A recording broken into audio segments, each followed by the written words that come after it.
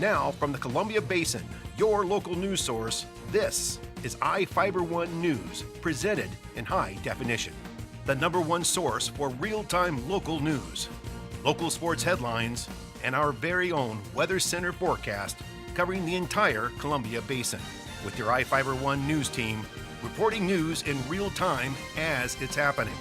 From the iFIBER Communications HD broadcast studio in Ephrata, Washington, this is iFIBER One News, and it starts now.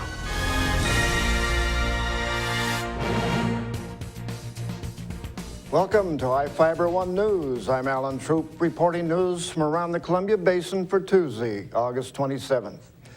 Tonight, we report on a new request from Grant County Fire District 3 to Quincy to provide fire services, and we learn about a warden woman who was accused of stealing WIC benefits for 5 years.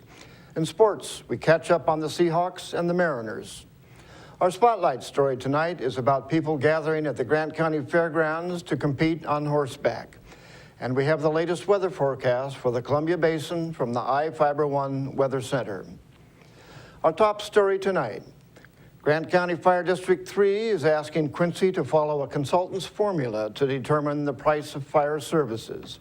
The district commissioners asked the city's negotiating committee to follow the recommendation by Emergency Services Consulting International, according to a document signed by the fire district commissioners. The offer is the latest in more than a year of negotiating between the fire district and the city. A consultant recommended the city continue to contract with the district, pointing out forming a new fire department would cost the city more than $1 million and be able to provide less service. Consultant Don Bivens recommended a formula based on property value, population, and size of the city, as well as the amount of district resources the city uses and the amount of calls the district responds to inside the city. Bivens determined the city would have paid $483,000 to the fire district. To read more about the fire district letter, visit us online at ifiber1.com/news. A warden woman is accused of lying for nearly 5 years to receive benefits from the Women, Infants, and Children program.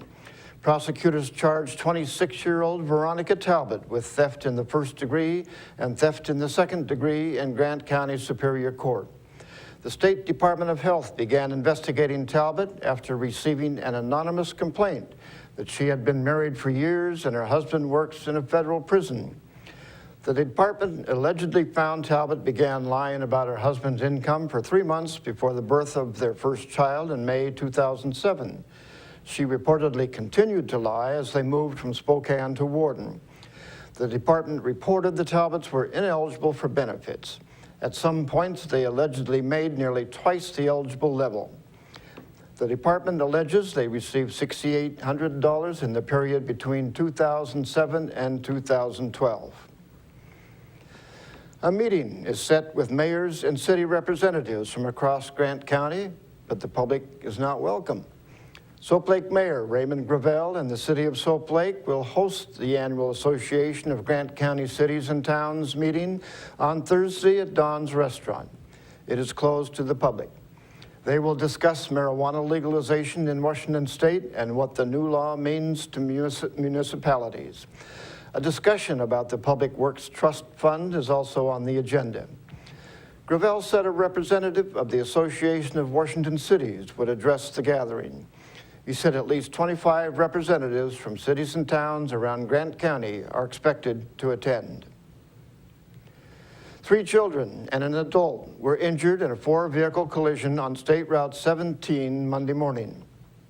Cipriano Magana, a 20-year-old man from Powder Springs, Georgia, was driving a Chrysler on Cunningham Road when he allegedly didn't stop at the intersection with State Route 17 near Othello, according to the Washington State Patrol.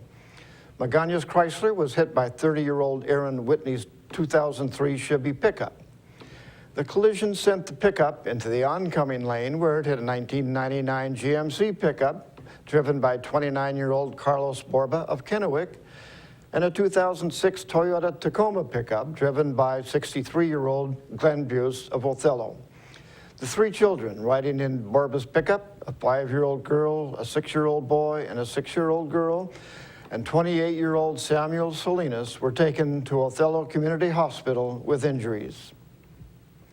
Each of the people you see here has warrants for their arrest and is wanted by various law enforcement agencies. If you see any of these people, the DOC asks that you not attempt to detain or apprehend them, but to call police.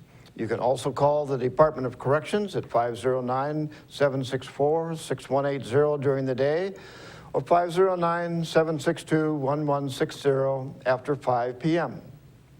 And we will be back after these messages with the latest from our iFIBER One Weather Center, sports, and more news.